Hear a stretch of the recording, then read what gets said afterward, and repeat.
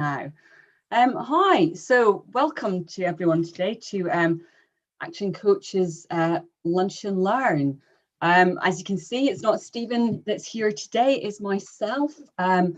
New faces. It's myself, Pam from Love for Marketing, and today we're introducing Angela Podmore from Kinetic. Is it Kinetic PR? Kinetic Communications Limited. Yeah. Communications. So. And we're here today and we're talking about quite an exciting subject. We're going to be talking about integrated marketing. So yes, so here we go. Here's me. I'm Pam Taylor at Love for Marketing. Obviously, I deal in the digital marketing side of things. Angela's going to talk to us today more about integrated marketing. But first of all, we're just going to share a couple of slides first, and then we'll go into our chat with Angela. So what you can usually expect from the webinars on Action Coach Birmingham today is blinding flashes of the obvious, BFOs. Now, this is usually things that you already know, or and it's something, but maybe something that you're not acting on. And that's what we try to bring to all the Lunch and Learns webinars that we do, is try and introduce something that that you may already know, but are not actually actively doing. So hopefully today that will. I really like this. A good PR story is infinitely more effective than a front page ad, and I would definitely agree with that. But I'm going to go straight in. But what I'm going to do is I'm going to stop sharing the screen. So it is literally just Angela and I just kind of having a chat, and I'm going to introduce you to Angela. So, Angela, so here today you're going to be talking about integrated marketing. Tell us a little bit more about that. Okay, so this comes from a PR background, and public relations is the discipline, the professional discipline that governs reputation. Now, if I were to ask you, Pam, define reputation for me. It's a big subject.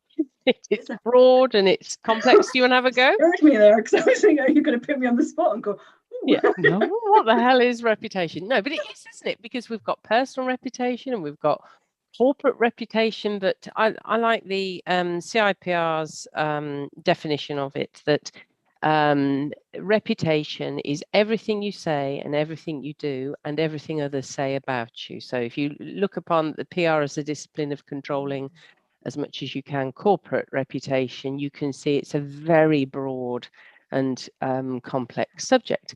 Yeah. And for many years, I tried to square this as to how do you control it? And then a gift came in a very strange packet called the fuel crisis of 2001, and we were acting for P&O Trans-European, a big logistics company. It was driving 70% of the fuel around the country at the time. It started off as a farmers' dispute. Farmers, understandably, were a bit miffed, to say the least, that it was costing them more to produce milk than what they were getting paid by the supermarkets, and then that extended. You remember it, Pam? I can see the knowing. Yes, yeah, I do remember. You remember the country coming to a halt, martial law being effectively implemented with regards to the distribution of fuel, and people had to queue at petrol stations, and yeah. Yeah, seems like an eternity ago.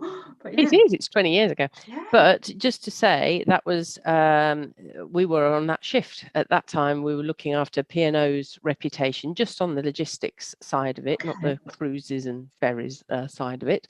Yeah. And Charles Rice was a great leader. He was educated at Fontainebleau, fluent in 5 languages. He's the chief exec was the chief exec of Trans-European, as it was called. And the drivers were told as they were coming out of the ports, get back, we know where your children go to school and where your wife works. Talk about threatening, Pam. What do you say to your drivers at that time? Get back in. Yeah, get back in. Anyway, so, while we sorted this out, sort of thing, while we sorted it, I sound as though I was on the front line, don't I? I was not. I was just part of the PR team. You're not sorting this all by yourself. Yeah, yes, no. And it wasn't even me doing it. It was members in my team that were doing it. They were just heroes with national journalists shouting down the phone. Anyway, so that led me to reflect. And I reflected afterwards, what kept P&O's name out of the papers? What kept P&O's brand safe?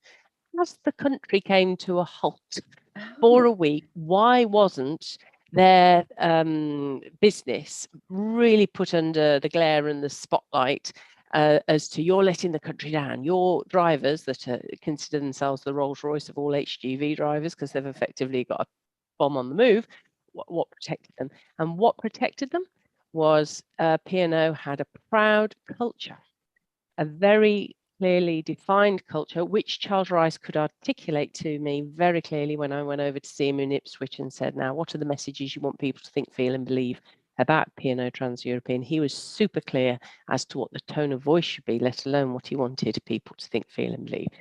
And then, Pam, many years down the line, it was, right, so how do you control that culture? And the key is making sure that business is very simple. Just do what you say you're going to do.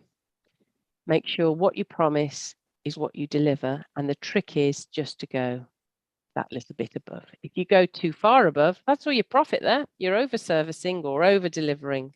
Okay. You just want to make the promise there, deliver there or thereabouts, because that gap is called delight. Whereas if it's down here, that gap is called disappointment or disgust if it's way down here. Okay, and the key to that is articulating very, very clearly what your promise is. And this is something that most brands, even big brands, fail to do, but it's something that somebody like P&O had in place because they've been going for 200 years or whatever. And that's the lessons that we give SMEs today. That's a fascinating story. Good one, isn't it? Because it's real, it's within living memory. Most people of our age remember that. And also it's a sign of the British media are incredibly aggressive. There's nothing like them elsewhere in the world.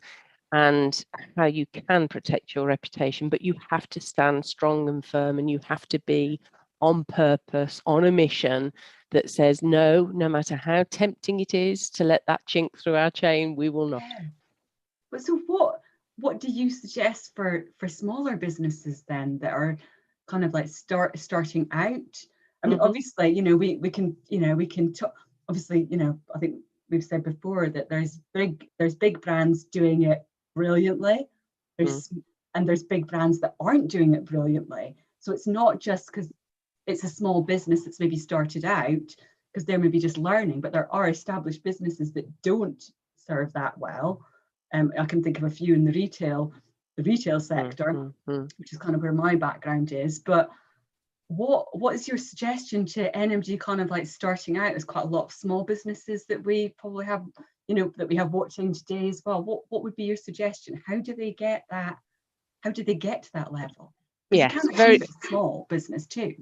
Well, that's it. But Stephen Covey, in his seminal book, The 7 Habits of Highly Effective People, he said, oh God, it's a seminal text as far as I'm concerned. I can remember reading it on the plane over to Cyprus, and Mike said, that's your holiday reading? That's your holiday reading. See, that's my kind of holiday reading, Angela. Big book. I'm going to get so much out of this. I'm going to get so much more out of life as a result of reading Stephen Covey. Anyway, but it stayed with me for the rest of my life. Anyway, moving on. One of the things that he said, I've totally lost my train of thought now. Yes, is to be on mission. You've got to be on mission. And from my perspective, so many businesses, they are not on mission. And he said in that book also that people are very good at overcomplicating things, especially in our area, don't you think, Pam? All the smoke and mirrors around what's happening on the internet and Google's algorithm, it's such a mystery. It's not really. Actually, Google's quite open about its algorithm in the sense of it's just looking for the freshest and most relevant answer to whatever query we put in there. And actually, if it's in rich media like a video, that's going to trump text, and the picture's going to trump text as well. But actually, that comes way down versus what's the freshest and most relevant answer to what you do. Anyway, so I think in answer to your question, Pam, what do we say to an SME starting out today? Oh my word, I wish I could have met me 17 years ago when I came up with this. Anyway, but it's unique IP to Kinetic, and you sort out your DNA, which is with 3 deceptively simple questions. Why are you in business? What's your purpose? Remember Simon Sinek? Start with why. Yeah. People don't buy what you do. People don't buy what you do. They buy why you do it. They're looking for that emotional pull. That's why we love I know we're going to come on to this, aren't we? We're going to talk about brands that we trust, and one of the ones that you trust is why they do it. Anyway, and then the last one is, and how do you do things your way? What's your code of conduct? once you've got that, they sound so simple, don't they? They've sort of evolved from Stephen Covey, but also lots of other leaders have helped with this. But just say, once you've got that DNA, you've got to think that that's the center of everything you do. Everything you say and do should be governed by that DNA. And then it resonates out of you through your owned, earned, and paid media. Long ago, we stopped using, 20 years ago, we stopped using a term called above the line and below the line. Because I come from a PR background, we were below the line because you didn't actually pay for the media. Above the line was advertising, be it broadcast or print or whatever. Yes. Anyway, that's all gone. It's 20 years ago. Get with the program, people. In the 21st century, you've got to get your own media right before you can start earning trust. And then the paid, every now and again, we want to put a little paid for push behind something because it's absolutely cracking piece of content. You want to put a little, we're talking 50 quid, no more than 500 quid sometimes, and you'll get a massive extension of your reach by spending that little bit of money. But when people start talking about shared media, hang on a sec, it's shared media fits across all three. You own the platform, you earn likes, shares, comments, engagement on those, and then every now and again you'll pay for a little push across shared media. So that's the model. You decide your DNA and then you amplify out like a ripple effect across your owned, earned, and paid media. Have it for free. I've found that quite a few businesses along the way almost fear telling their why and why they do things. Well, that's interesting. Well, I always kind of, or maybe they don't feed it, speaking it to people, but sometimes they don't know how to put it out there online. So they don't talk about it online. Yeah, they don't know how to articulate it. Yeah, and I would, say that, I mean, for me personally, in the last 12 months, almost every conversation we're having is online. So it's even more important than ever to get your why and get the story of why you do what you do across online. I mean, I'm working quite excitedly with a person who's developed a brand new product. And the reason behind why she started this product is really exciting. And I said to her, we're starting from the very beginning. So this is something that we can, really play on as to why you are doing what you're doing. That's a very good story, because people will connect with it and they will absolutely understand the reason why she does what she does. And that is because people do connect with that. It's making an emotional connection with people too, isn't it? That's it. And I've just been working with Worcester Business School, and one of the students there, she focused in on George Cadbury. Cadbury, as we all know, was a Quaker and a philanthropist on so many levels. He dedicated his life to bettering others' lives. He wanted everyone to flourish, and he brought in employee pensions, the Bourneville Village, which still obviously stands to this day, and beautiful story. Cricket grounds, swim pools, half days on Saturdays, because at that point, people were working full 6 days a week, and then public holidays, sickness benefit, widows. The list goes on. He was quite a guy, but he inherited the business at 21, and he knew that it was losing money hand over fist. So he had to be a visionary and inspire others to do things differently. But he was prudent. He would only spend on what they had the money to spend on. And he was criticised for taking his factory out of Birmingham and putting it into Bourneville, because it was seen as transport costs would be onerous, the labour supply, wouldn't be there. But he really was an enlightened guy, wasn't he? He opened our eyes as to business is not just a business for making money. As Simon Sinek says, money is like... before his time, way before his time. Yes, wasn't he? And we'll ask businesses, why are you in business? And goodness knows how I keep on meaning to top them up, how many of these we've done where you say to somebody, why are you in business? To make money, of course. Stupid almost comes to me. Why?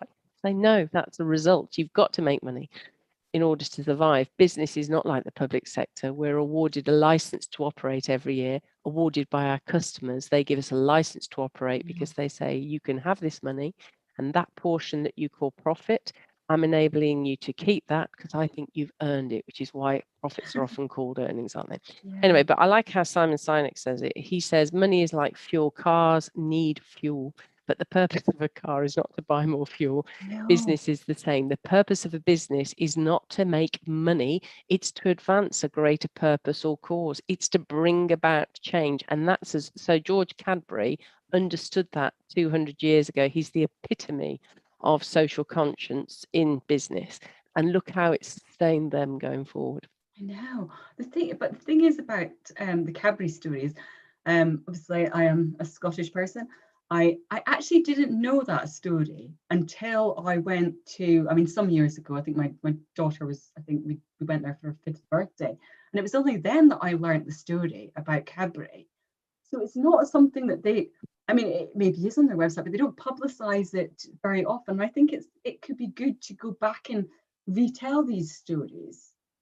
Yes. Well, and Rowntree, of course, was the same, wasn't it? Yeah. So from that Quaker tradition, they came out of the same sort of mold, didn't they? Yeah. I think it's, I love sort of hearing these stories of beginnings, and that is definitely one for me that was, that was, I just thought, wow, that's amazing. I mean, another story, although I don't know, I haven't delved into this too much, but was the hatters in Luton, of course, and it was the ladies that made the hats back in the day in Luton, which was kind of quite forward thinking then as well, because it was a female focused business very much before the time in an industry where it was mainly males. But it started off, it was mainly females that worked in that factory, and it was all pushed out by females. It was another much more forward thinking company in its time, long before females were seen as sort of leaders as well. So that's quite an interesting one that I always found quite fascinating too. Why Luton is called, well, the football team is called Hatters, isn't it? Yes, and just say I did something for International Women's Day a few Mondays ago. It was called Empower Me, and it was all about stories as to how to empower women, etc., etc. And I think what's interesting is, just from my own personal experience, I remember when I set up Connecticut, great aunt Lil said, Ange, just make sure your ins are more than your outs. And I thought, all right, okay, yeah, that's good advice, I suppose. And isn't it? A few people can learn that a bit sooner, not mentioning banks or whoever. Anyway, but she was ahead of her time, as was Auntie Millie. I think she was company secretary to this logistics firm that Auntie Lil was, great aunt Lil was a what's it of as well. And I think women have always done, just as you said about the milliners, they've always done, and they shouldn't be intimidated by doing. And I'm really encouraged by how many women are setting up their own businesses now. Yeah. Because it's about you get your worth. I'm sure I've worked in PR consultancies in the past where a man with children has got paid more than me just because he's a married man with children versus me, a singleton, or I'm not single obviously anymore. But just to say that I'm sure that sexism, that subtle sexism and the gender pay gap went on. But going back to this whole thing about we believe every decent business deserves to be trusted. And to get that trust, you've got to build reputation. I came across an interesting guy the other day, which is the first one I'd like to cite as to one of the businesses I really trust, having noticed them since the 1980s. Have you heard, Pam, of Richer Sounds? No. Okay. They are in the 80s when I was into my hi-fi and playing, Sting quadrophonically with all his strange time signatures and things. Anyway, you could get some really good mission speakers, a fantastic amp or whatever, and it would be for a fraction of the price that you would pay at Rackham's, as it was then, or say even perhaps Comet, because what he did was when he was 17, he bought a Bang & Olufsen turntable for £100 and sold it for 220. Wow. And he was hooked. Then he developed a business where in his Mercedes van he's driving around and he's picking up from the old TV outlets that have sold a new TV to somebody. They've done a trade-in deal with the old TV. So he's getting the old TV in, giving it the once over, making sure it's okay, cleaning it up, and then selling that on for people who can't afford a brand new TV. Anyway, anybody who knows Richard Sounds, it used to be on London, sorry, it still is on London Bridge, but there's also the Smallbrook Queensway in Birmingham. And the reason why it came to my attention was in the 80s, I learned about this retailer who had a company villa in Spain. And if you worked for Richard Sands, you could go and have a holiday in this company villa. Wow, things have moved on since the 1980s. Yes, they have, Pam. He's now got a property portfolio of villas that his entire team can go and use, and everybody's Wow. entitled, I think, to a week or something like that. He used to have a Rolls Royce, but people could borrow the Rolls Royce. Oh, that's and drive. amazing. Yeah. Except it got written off a few times, and he thought, actually, perhaps this isn't the best idea. A lot of our profits are disappearing in no claims bonus, or even worse. Anyway, and he was on the Federation of Smaller Businesses the other day, launching his Good Business Charter. And I recommend people to get this because it's a mark that they set you through a test, a pledge that you have to say, yes, tick, tick, tick, tick, tick, tick, tick. I adhere to that code of conduct, but God forbid you if you don't.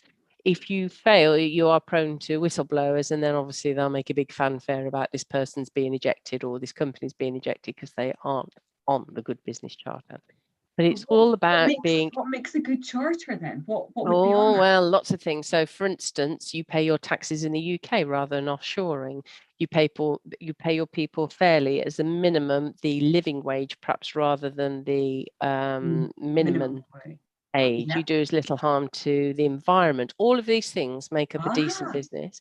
All you have to do is apply on the website. It's the Good Business Charter. And if you look for Julian Richer, he is the guy behind it. Get your mark, Pam.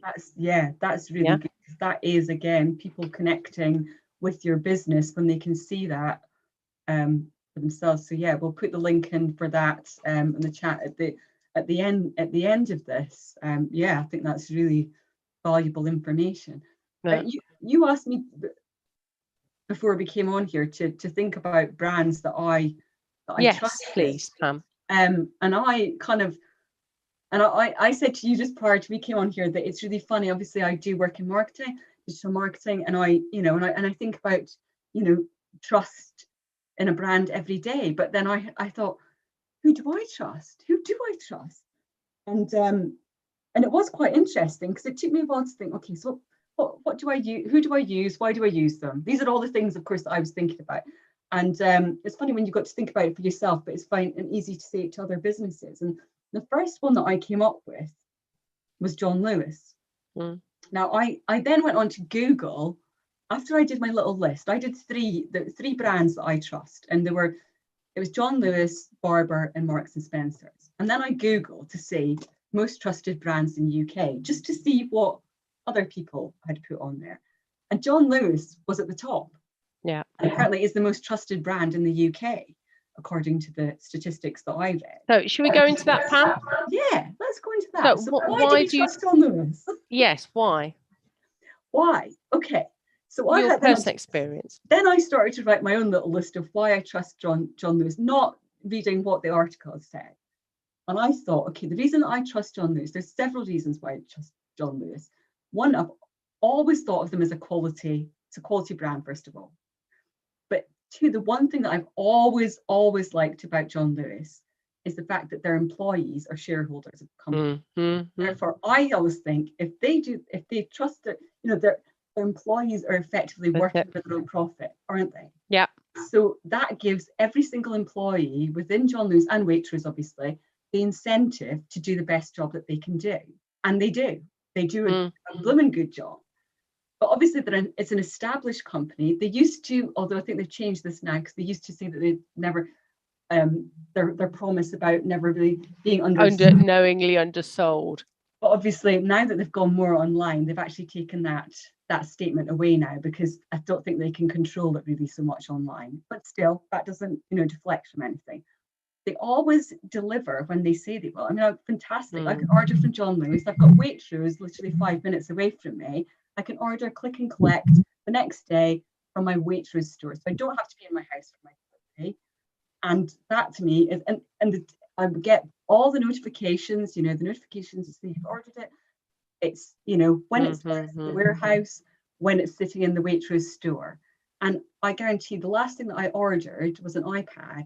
And it was there in Waitrose a few hours after I'd ordered it, which I was like, yeah. So that for me was why I trust John Lewis. They do everything that they say they will do.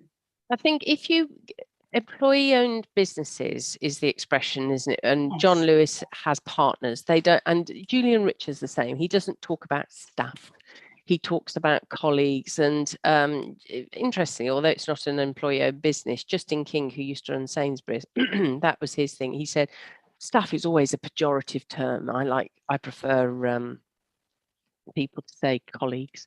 Anyway, so I think that's a good pickup. But if you look at an employee-owned business, what are you doing there?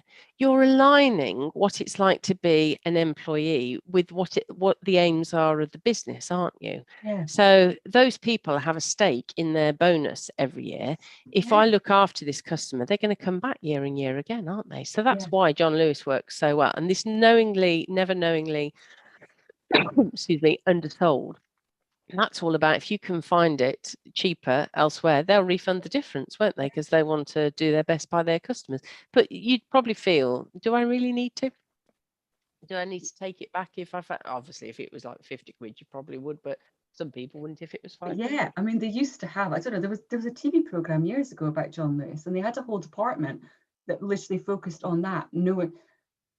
Focused on the prices that other people sold their products for. Now, the thing is, obviously, for smaller businesses, we possibly don't have the time, but I always suggest to businesses that it's a great, keep an eye on your competitors, keep an eye on what they are doing too, so that you can be, not to copy, but to be inspired by, are they doing something better? Should I be doing something better? That's it. So many. If you look at employee-owned businesses, there's a fabulous man called Ove Arup. He set up an engineering company. I think he was Norwegian, and he left his business to his team. But you don't have to be employee-owned, I don't think, to be highly trusted. One of the ones I made a note of is Jaguar, because I don't know if do you remember Dieselgate, where it was noticed that VW Touaregs and Tiguan's were managing to get approval in the States, even though they've got quite tough environmental nitrox regulations. And questions were obviously asked at Jaguar, how come they're getting that through, but we can't get our little Evoque or whatever through? And they said, we don't know. We don't know how they're doing it. And obviously it was in the software, the little tinkers, that they were saying to the software of the car, when your steering is set for straight and when you're at a consistent speed, run lean. And that's how they cheated the emissions. And it was only found out, as we know, many years afterwards. But as Winston Churchill said, the truth will out, and truth it did. And it didn't, but I trust Jaguar that even if they had found that was what VW was doing and had the opportunity to perhaps do the same, knowing people that work there, I don't think they would do that, because they know it would be cheating the consumer at the end of the day. M&S, I think it's interesting that you cite them as well, Pam, because I mean, look what's happened with their food. How much do we trust M&S food? It's gotten food on another level. It's M&S food. I know, absolutely. But also, I think the fact that in the 70s growing up, they were the only department store that you could just take something back because you didn't like it. You changed your mind about it. Whereas every other store, you had to have a reason as to why it was faulty, or something had to be wrong with it, didn't it? All the sizing's all wrong. It says it's a 12, but really it feels like a 10 or something. Yeah. Anyway, I think that's interesting, and that's looked after them. And I'm really chuffed to see that they are gradually embracing the omni-channel, or as I prefer to call it, bricks and clicks, that you can, just as you described with Waitrose, order something and then it's there the next day for you to either click and collect, or if you want to pay for its delivery, you can have its delivery. But these are brands that really show that they're aligned with what we need as consumers, and they're doing it. We feel as though they're on our side, don't we? That they want the best by us. Which other ones did you come up with? Barbour? Well, Barbour for me is one, because I just feel like British product that is quality. I mean, obviously it's a very, it's got, a vast history, but again, it is something, what they say on the tin, it actually does. I mean, I have had my Barbour jacket for 20 years, and how many how many clothing retailers can you get out there that you can buy and let's face it, even if you're speaking about a jacket that's £200, you're getting 20 years out of that. Yes. That's, cost per wear is very minimal. Yeah. That's, and that is for me, it's all their advertising is about being outdoors. They're all out in the great outdoors. They've got their pets wearing their goods. It does exactly what it says. Yeah, but I think what's more, when you're talking about alignment, that's exactly what it is. They're promising a quality product. They're promising one that will last for years. They're promising that it will last in the outdoors, which it does. God forbid, I've been out in all sorts of weather. It's and that for me is kind of like, yes, I trust them. I absolutely, if I'm going to replace my Barbour jacket, I will go back there 100%. And if you think about what Rolls-Royce said, one of the Rolls or Mr. Royce, I can't remember, they said, quality is remembered long after the price is forgotten. Yeah. That's true, isn't it? And I think the other thing with Barbour that you talk about the advertising, Pam, but I think actually there's something more, isn't there? First of all, how did you get your first Barbour? I bought it from a barber shop. And why? Why? Because I'm a bit of a marketer's dream. I do like the, here it goes. This is like not be selling myself out, but the idea of wearing a Barbour jacket is quite appealing. Why? Because it's a bit of a status symbol, maybe. Yeah, it is. It's the ultimate status symbol because who else wears them, Pam? Royalty. That's the one. That's the one. And I think you'll notice on the label inside that jacket, you will see a couple of crests, won't you? Possibly not just Prince Charles, but the Queen herself and the Duke of Edinburgh, bless them.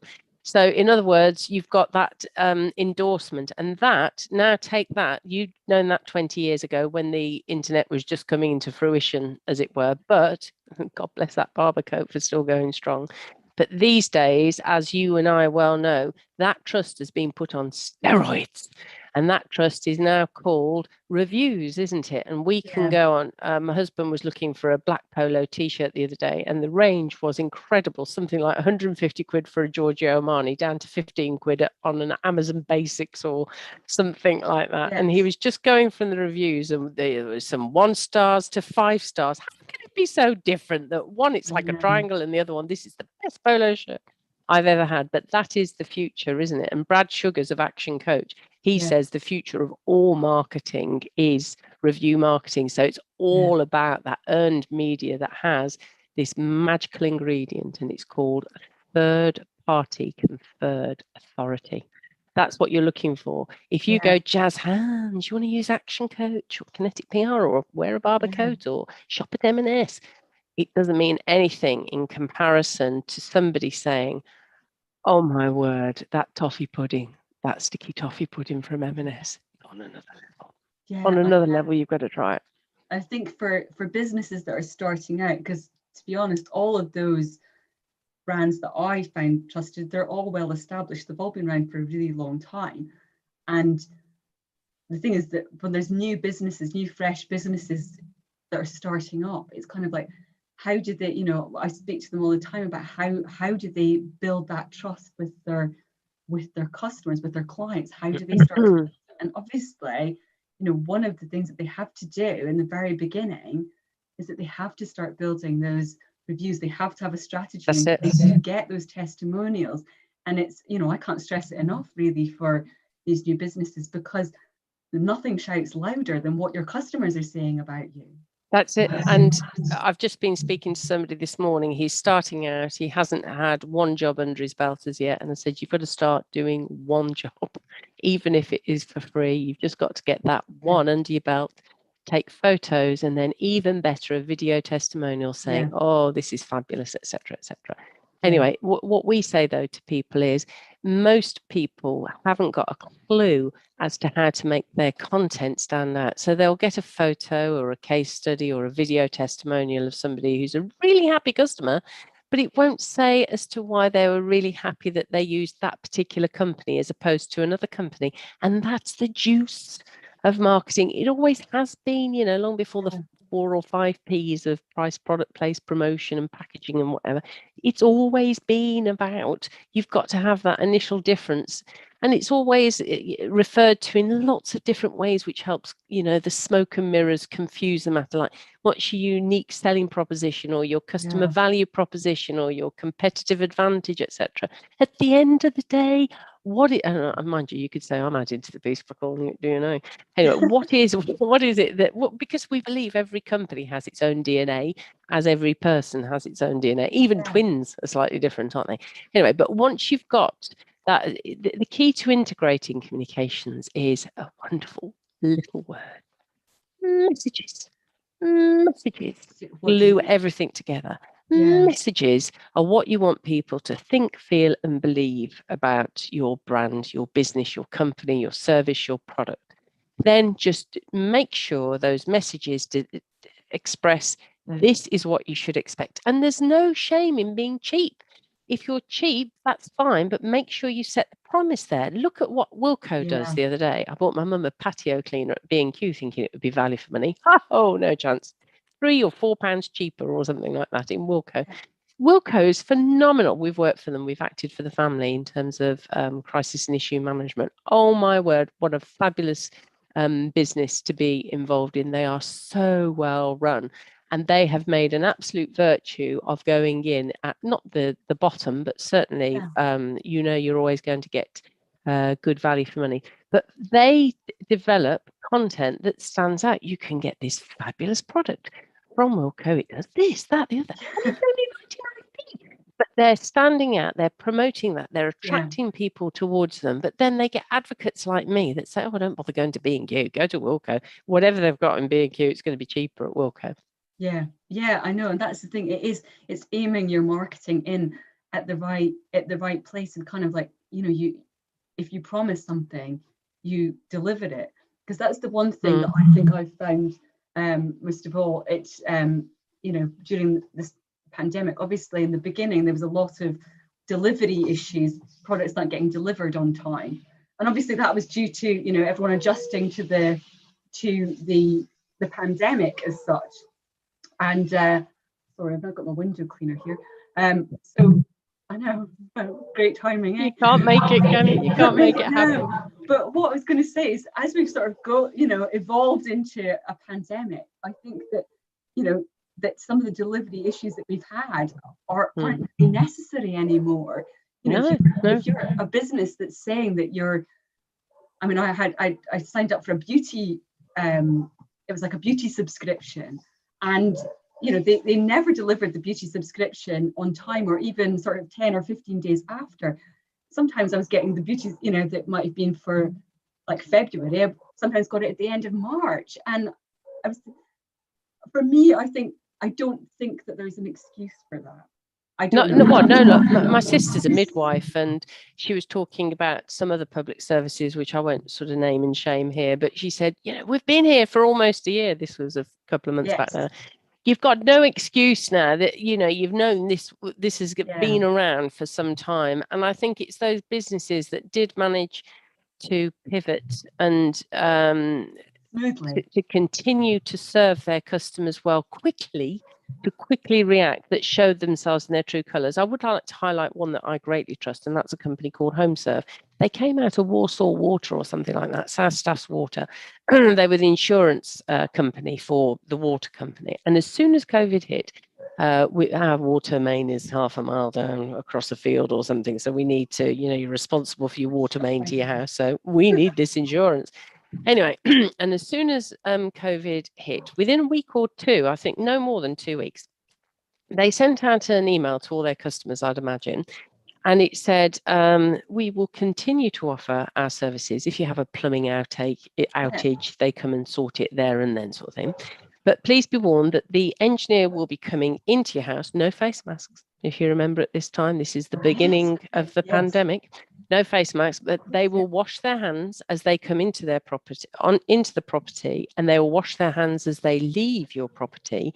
You must at all times keep a 2-meter distance between you and the engineer, but we are happy to serve your needs in this way. If at any time you were to break that 2-meter envelope between the engineer and you, first of all, you are at liberty, if they break the envelope, you are at liberty as a customer to ask them to leave. But equally, if you break that 2-meter envelope, they are at liberty to leave. And I thought that was just perfect communication, because it shows we know our duties to our customers. We're not going to stop you to ask, cease your subscription, your insurance premium. That's the word I'm looking for.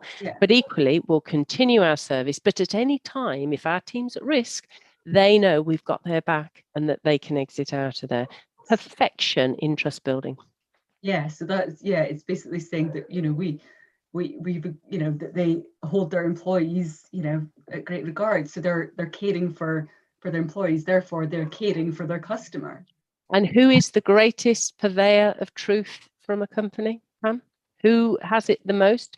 Would you think it's a customer? As in a case study, jazz hands, these people are great, use them. Standing out for difference? There's one more, and it's called your humble colleague. That person that works at Richer Sounds and has gone out to Spain and had a lovely family holiday, courtesy of the business that they work for, sat around the barbecue with a bud in hand, or let's hope it's an Elvis juice or whatever, says to his mate, yeah, we went out there. Yeah, it's part of working at Richer Sounds. Yeah. But is it, do they really get their pound of flesh for that?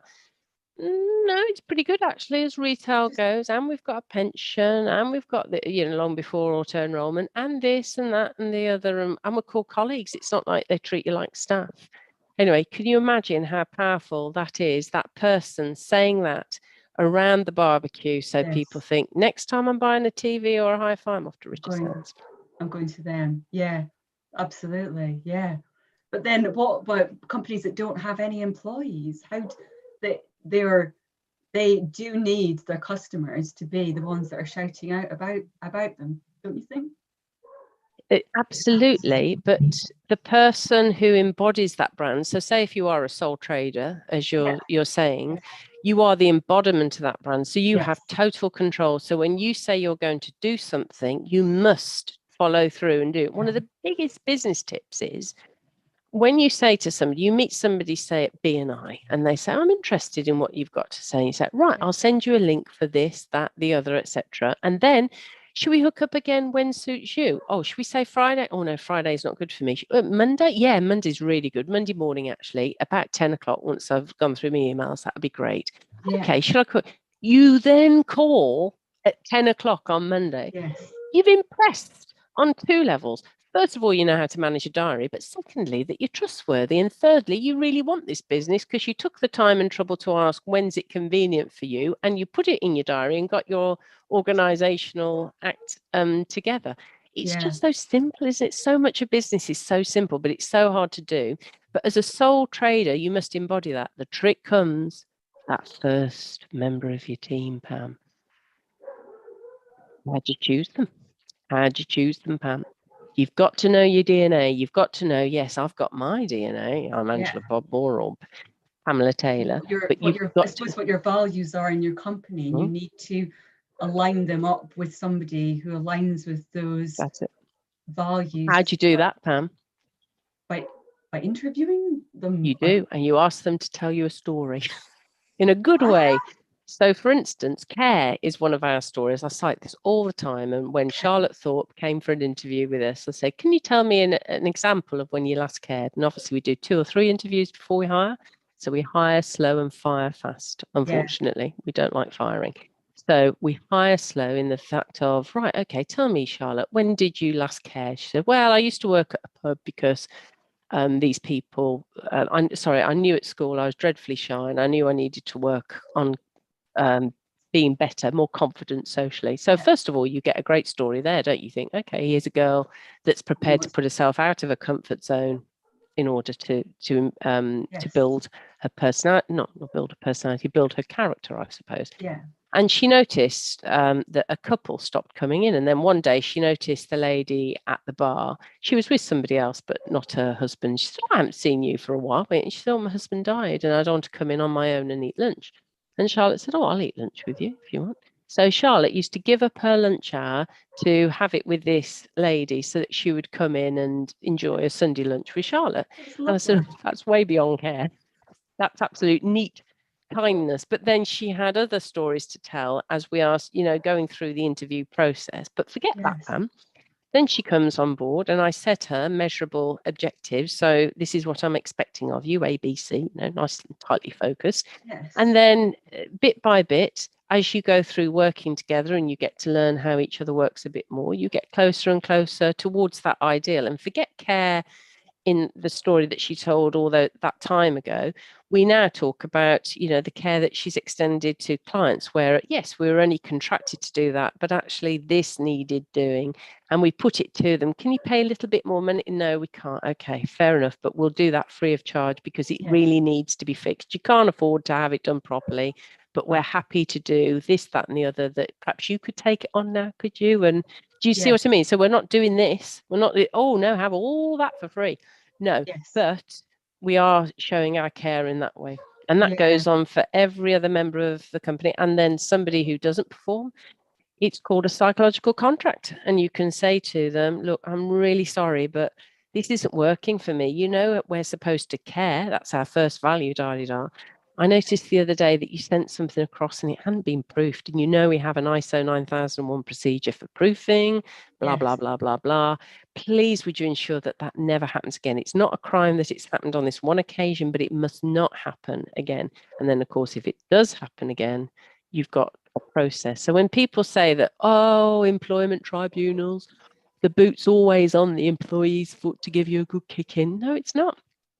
You can actually attach attitudes that people need to have. And if they fail in those attitudes, you can pull them up on it and say, I'm sorry, our culture here, remember, this is lightning in a bottle that we're capturing, this kinetic process of why you're in business, what you do differently and how you do things. You're reading the ingredients of your secret sauce bottle. If you own the business, you're inside the bottle and I'm on the outside saying, I think you'll find there's anchovies in that. So if there was one, I'm just conscious of time now as well. If you could give one tip to a business about how to kind of get on the ladder of being that trusted brand, what would be your biggest advice to those smaller brands who want to be those long established brands in the future? They want to be the John Lewis's, the Barbour, the M&S. What's your biggest tip to them? What would you say? Start with the end in mind. Start with a sense of purpose, a mission. You're not in business to make money. There's some change that you want to bring about. This is what drives Virgin and Branson.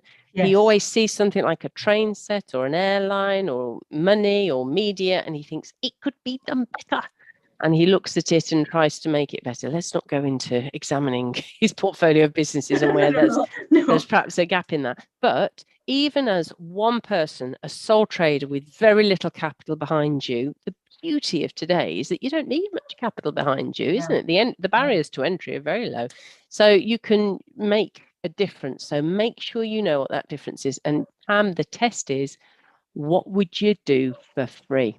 And lots of people, because I'm reaching that sort of age, when are you going to retire? And well, I appreciate, yes, I would like to retire perhaps on the salary that I'm on at the moment, and that ain't going to happen with the private pension scheme as it is at the moment. But even so, I don't think I'll ever retire, because when I look at the difference that I make to companies and how good it makes me feel, although I do lots of pro bono stuff, I'm thinking, how am I going to get that? How am I ever going to feel the same way about that? Apart from I'd do it for more charities, I suppose. I'd help more charities free of charge, pro bono. I agree with you on that one too.